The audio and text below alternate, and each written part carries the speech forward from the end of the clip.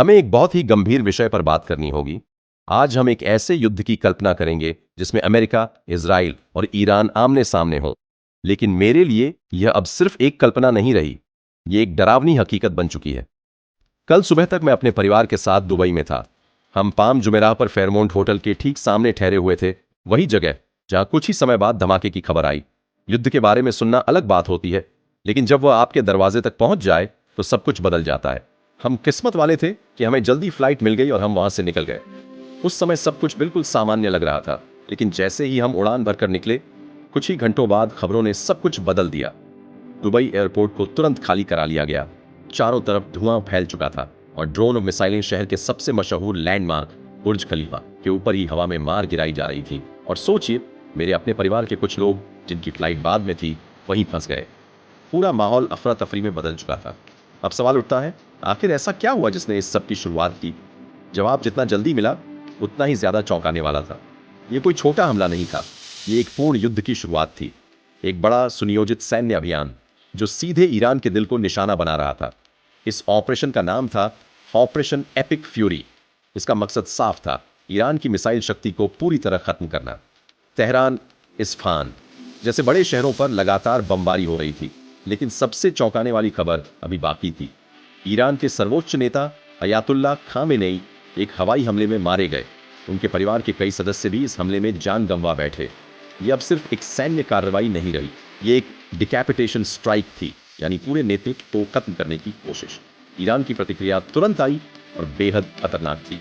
उन्होंने इसे नाम दिया ऑपरेशन ट्रू प्रॉमिस 4। सिर्फ यूएई पर ही 1000 से ज्यादा मिसाइलें दाग दी गई। रिपोर्ट्स कहती हैं कि ज्यादातर मिसाइलें रोक ली गई, लेकिन जरा सोचिए उस खौफ को, जब आसमान में एक साथ सैकड़ों मिसाइलें दिखें। यह सिर्फ हमला नहीं था, यह एक संदेश था, कोई भी सुरक्षित नहीं है। यह सब कुछ बेहद योजनाबद्ध था। 27 अमेरिकी सैन्य ठिकानों को निशाना बनाया गया और बहरीन में अमेरिकी नौसेना के 5th फ्लीट मुख्यालय पर भी हमले की खबरें आईं। अब यह सिर्फ दो देशों के बीच की लड़ाई नहीं रही थी, पूरा क्षेत्र इसकी चपेट में आ चुका था। और यहीं से शुरू होती है सबसे बड़ी चिंता, इंसानी जिंदगी। खाड़ी देशों में 1 करोड़ से ज्यादा भारतीय रहते और काम करते हैं। ये सिर्फ आंकड़े नहीं हैं, ये हमारे अपने लोग हैं, हमारे परिवार, हमारे दोस्त। और अचानक वे सभी इस युद्ध के बीच में फंस गए। यही वजह है कि विशेषज्ञ इसे भारत के लिए नाइटमेयर सिचुएशन कहते हैं। इस पूरी कहानी का सबसे अहम हिस्सा है हॉर्मुज जलदा मरुमध्य। ये एक छोटा सा समुद्री रास्ता है, लेकिन दुनिया के बड़े हिस्से का तेल यहीं से गुजरता है। अगर ईरान इसे बंद कर देता है तो भारत की आधी से ज्यादा तेल सप्लाई रुक सकती है, और इसका सीधा असर होगा पेट्रोल के दाम आसमान छू लेंगे, महंगाई बढ़ेगी और पूरी अर्थव्यवस्था दबाव में आ जाएगी। इस हमले का समय भी कई सवाल खड़े करता है। हाल ही में भारतीय प्रधानमंत्री ने इजराइल का दौरा किया था। आलोचकों का मानना है कि इस समय यह कदम एक जटिल संदेश दे सकता है, खासकर ईरान जैसे पुराने सहयोगी देश के लिए। लेकिन राजनीति और रणनीति से परे इस युद्ध का सबसे दर्दनाक पहलू है आम लोगों की मौत।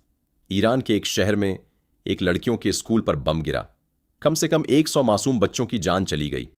यही है आधुनिक युद्ध की सच्चाई। एक तरफ मासूमों की मौत और दूसरी तरफ इसे आत्मरक्षा कहा जाता है।